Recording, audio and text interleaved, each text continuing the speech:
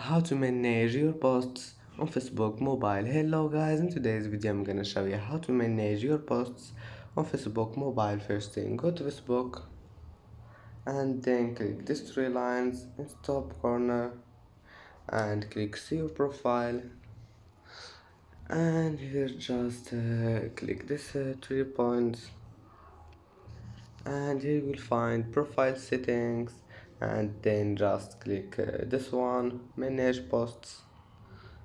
And as you see here, you can manage all your posts. Just select any post by click this circle here, and you can select it, and you can delete your posts or anything you want, and then just click next.